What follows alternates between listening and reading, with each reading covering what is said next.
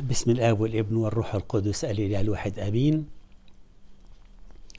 بنعمة رب المجد يسوع وإرشاد روح القدوس نكمل مع بعض سلسلتنا أزمة حيرتني لكن آية ريحتني. وأزمة النهاردة كان لي صديق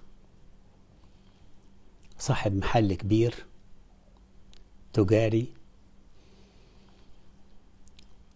وأموره كانت كويسة قوي، وكان راجل مش بس صديق، هو صديق، راجل متحنن جدا ومتعطف، وكان إيديه ممدودة دايما بالبركة لأي حد يسأله وأي حد يطلب منه أي حاجة. حتى إن ابنه الكبير كان أحيانا بيقف معاه في المحل يقول له: يا بابا مش كل الناس بقى تصدقها، مش أي حد يجي لك ويقول لك أنا محتاج تمد إيدك وتديله، في ناس محترفة، يعني مش لازم يعني ندي حاجة المحتاج للمحتال. يقول لي: حبيبي ربنا بيقول من سألك فأعطيه، أنا ممكن أديله القليل لكن ما أصرفهوش كده بدون ما ياخد. أنا أقول إيه ربنا؟ ربنا مدينا ومكتر علينا ومباركنا. ومرت الأيام والحقيقة الظروف عجيبة قوي، لكن طالما ربنا بيسمح بيها نشكر ربنا عليها في كل الوقت. جاء في الفترة الأخيرة عنده بنتين مخطوبين على وش جواز، كان المفروض بيجهزهم، فجأة مر بحالة مرضية صعبة جدا، ومن دكتور لدكتور ومن مستشفى لمستشفى ومن عملية لعملية، حاجة صعبة جدا كلفت كتير وكترت الديون ووقفت الحال. والولد ابنه الكبير كان في حالة من الذهول، يقول: بابا يحصل معاه كده؟ بابا اللي طول عمره متحنن على كل الناس، حتى دلوقتي مش بنلاقي اللي يسلفنا.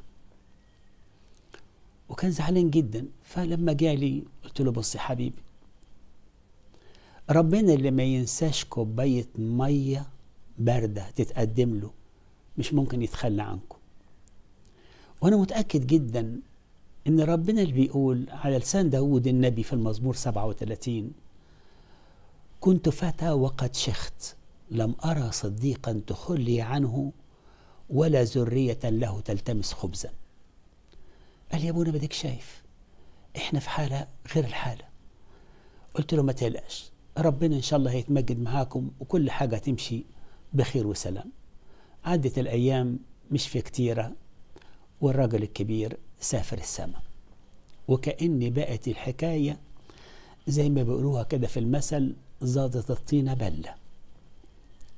بقى هو مسؤول قدام الناس يسدد الديون اللي عليه، مسؤول يشغل المحل، مسؤول يجهز أختين البنات المخطوبين. حس الدنيا مكركبة عليه، وهو برضو مش قد الحمل ده، أو ما تحطش في موقف إنه يشيل، دايما أبوه هو اللي شايل. وبعدين الراجل كان مبارك الحقيقة، ما يحملش أي حد حواليه أي هم، دايما يقول ربنا هيدبر، ربنا هيعمل كل حاجة كويسة. عنده ثقة في ربنا بلا حدود، وثقة في عمله، وثقة في البركة دايما، لأنه عارف إنه بيقدم وربنا مش ممكن أبدا يبخل. فلما جالي بعد فترة وقال لي: أنا أعمل إيه يا أبونا دلوقتي؟ الديانة كتروا والمحل في شبرا كمان الحكاية، فاجئونا أصحاب العمارة أنهم باعوا العمارة المشتري جديد، وهو عارف يجيب لها قرار إزالة وهيهدها، والمحل بتاعنا نشكر ربنا أنه تمليك، لكن الراجل عايز ياخده بتمن بخس، وهو ده ما عندناش غيره دلوقتي. يعني المفروض المحل ده على الأقل يسدد لنا الديون اللي علينا. فقلت له: يعني هو جايب قد إيه؟ قال لي: جايب مش مكمل نص مليون، جايب 450,000. فقلت له: احنا ما قدامناش غير نصلي، تعال نصلي وعندنا ثقة في ربنا، ونقول لي يا رب ادي للمحل نعمة في عيون المشتري، مشتري العمارة دون، بحيث يبقى بالنسبة له زي الحقل بتاع نابوت اليزرعيلي في عيني أخاب الملك. قال لي: يعني هيقول لنا يعني هياخدوا بأكتر من كده، ب100 مش هتسد يا ابونا اللي علينا، أنا مطلوب على الأقل مني 1,200,000. قلت له صلي ونسيب الموضوع لربنا، وربنا اللي قال على فم داود النبي: كنت فتى وقد شخت، لم أرى صديقا تخلي عنه ولا ذرية له تلتمس خبزا. أنا بس بفكرك بيها وبفكر نفسي وأقول لك خلي عندنا ثقة في ربنا يعمل كده. بعد فترة عدت هو منتظر ان الراجل يقول له انا عايز، يعني لو انت عايز تبيع المحل انا اخده. الراجل ما سألش، فقال لي طب اقول له عرض عليه. قلت له هتموت المحل لو عرضت عليه، خلينا نصلي وهو ربنا ان شاء الله يدي له نعمة، يدي للمحل نعمة في عينيه. وبالفعل يبدو ان الراجل استعجل، عايز يعمل ازالة وعايز يبني. فقال له تعالى انت مستني ايه؟ عايز تشارك تدخل معايا شريك في العمارة بالجزء بتاعك ده، انا ما عنديش مانع، بس المفروض تجهز فلوس اللي مطلوبة منك عشان تبقى شريك. قال له لا انا مش ناوي ابيع. فقال له ليه؟ انا بس طب خلاص. يعني ربنا فعلا حل المحل في نظره واداله نعمة في عينيه. فقال له من الاخر قول لي، عشان انا ما عنديش وقت اضيعه، من الاخر قول لي انت عايز قد ايه. واحنا كنا بندردش، قلت له انت عايز كام؟ قال لي انا عايز اللي يحل مشكلة 1,200,000. قلت له اطلب من الراجل 2 مليون. قال لي هيقول عليا مجنون. قلت له انت خسران حاجة، قول كلمتين دول وما يجراش حاجة يعني، واحنا دينا صلينا وربنا يتمجد.